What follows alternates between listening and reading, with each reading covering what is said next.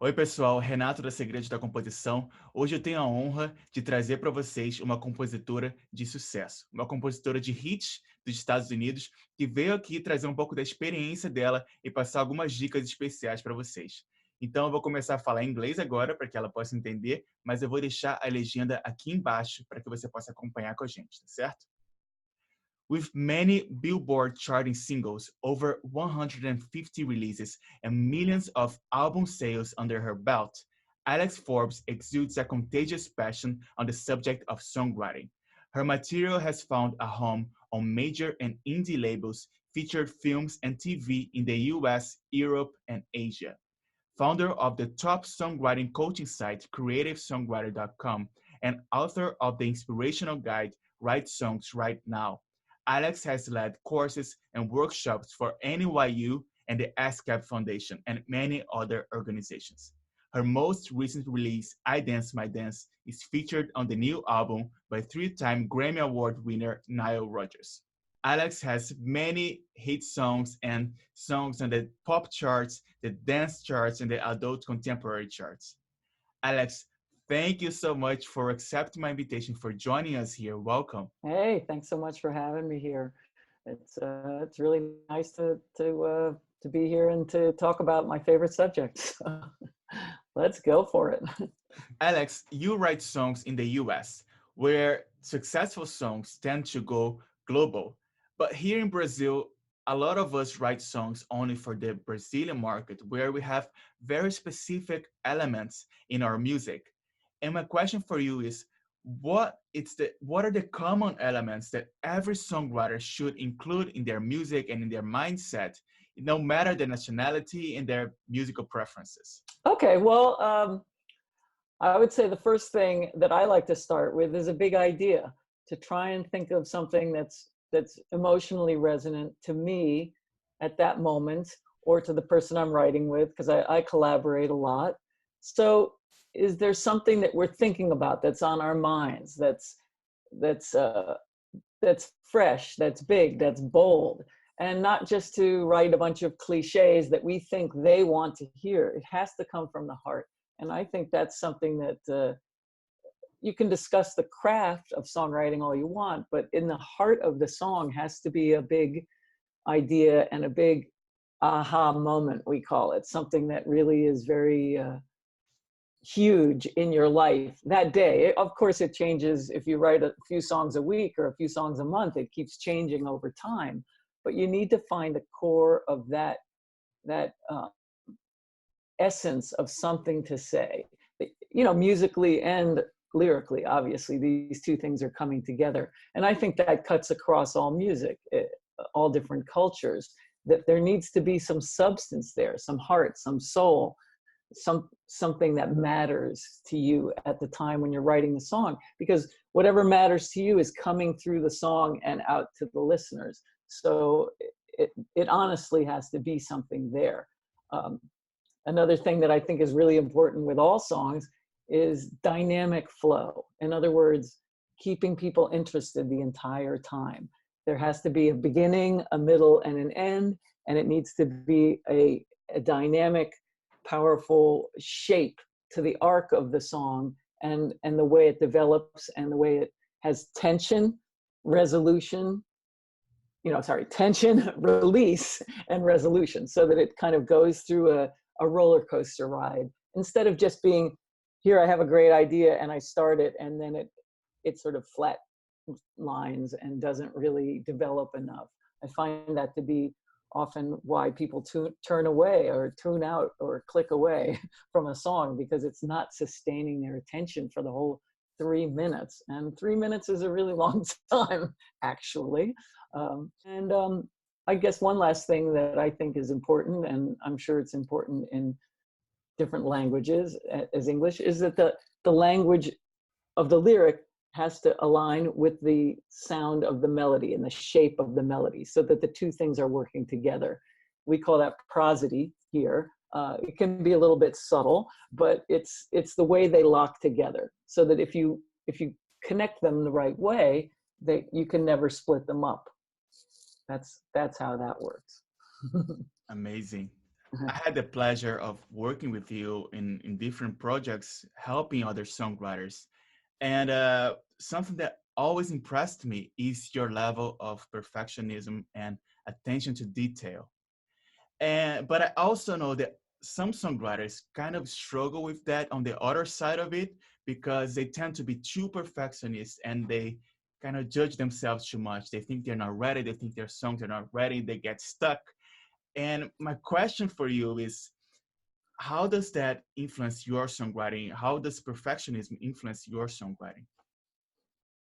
That's a great question. And I do think it's something that a lot of us struggle with. But I would say while you're writing is different than after you've finished the first draft of a song. So I think while you're writing the song, you want to turn off that perfectionist thing and just do quantity. Have a lot of ideas. We call it throwing spaghetti against the wall and seeing what sticks. And I collaborate a lot. So let's say you might spend an hour and a half and get nothing except a series of ideas or a conversation. And then during that process, you're keeping track of everything you do. You're recording it, you're writing it down, whatever you're doing to document the process. And that part is not perfectionist at all. You might be making, completely foolish output right there. It's just a lot of quantity. You're cranking out ideas and seeing if any of them are good.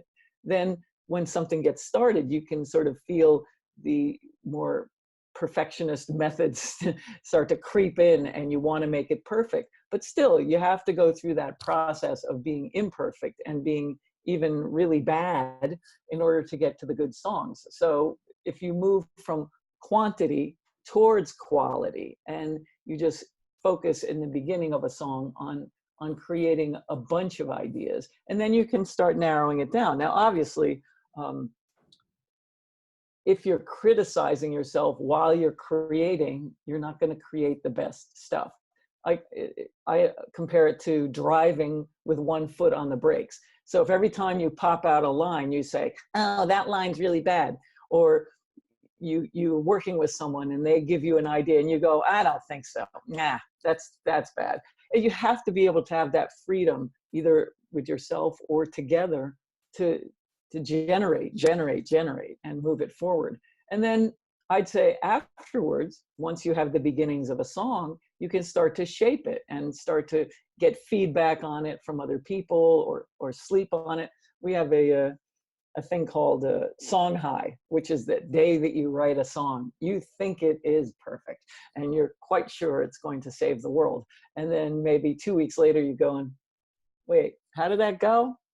How did that song that I was sure was going to change the world, how did it even go? And you can't even remember it. So that means to me that it's probably not your best work.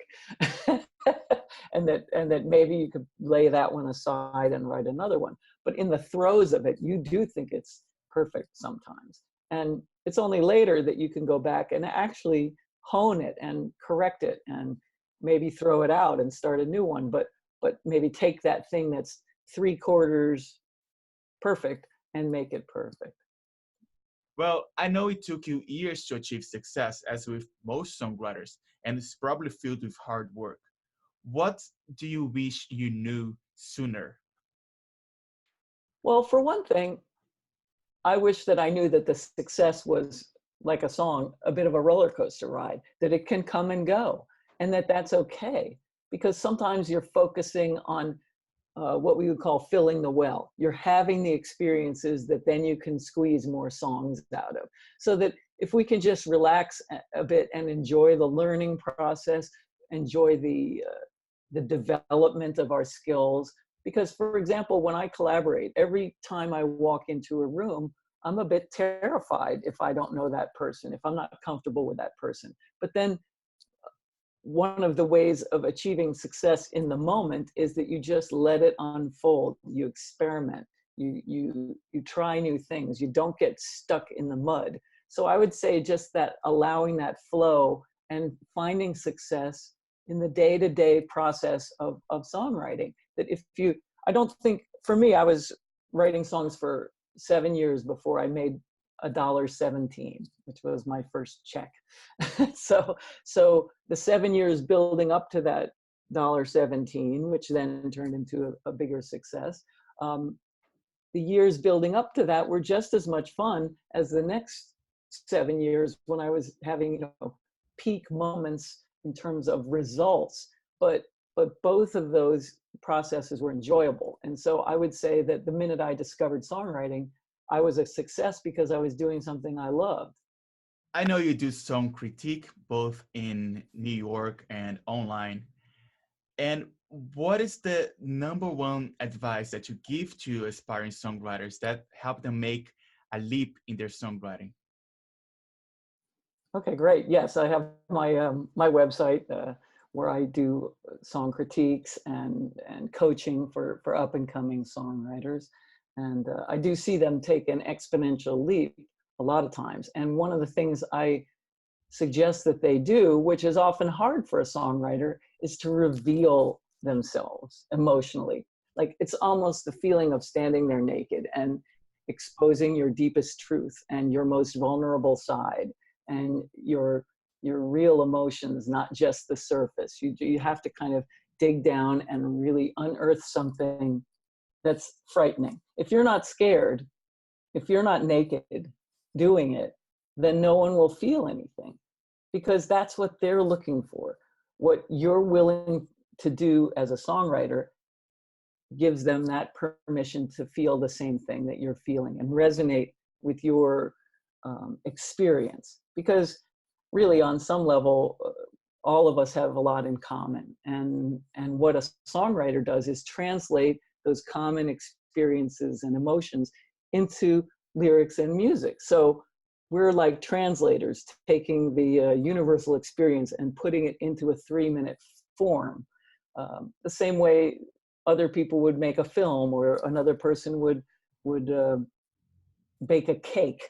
Our art form is songwriting. So we're distilling our deepest, biggest life experiences into that 3-minute shape. So the farther you're willing to go in terms of revealing your truth, I think then the more resonance your songs will have out there in the world. I've had the experience of when I'm crying when I'm writing the song because I'm moved by something, then people, when they hear the song, they automatically start crying. Or if I'm laughing and dancing when I'm writing the song, they will laugh and dance when they hear the song. So there's something that's going on in us, but we have to get ourselves out of the way. We have to have that willingness to reveal something. And to me, that would be the key thing that I'm often, obviously, I give people a lot of guidance as well in terms of rhyme or meter or song form, structure, or song dynamics, and all those other elements of the song.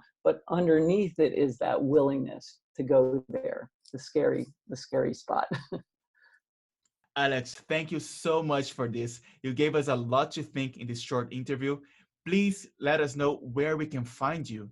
Okay, well, it's easy enough. Just go to creativesongwriter.com, and I have lots of resources, free things there. You can send me a question and I'll get back to you. If you write me a note, I'll send you the first 3 chapters of my book. I do that with folks who send me a note. And I invite you to get in touch, and I look forward to hearing from you folks and seeing how your progress goes. All right. Thank you so much. And I hope to see you soon. You're very welcome to come back here. Thanks very much. Have a great day out there. Bye-bye.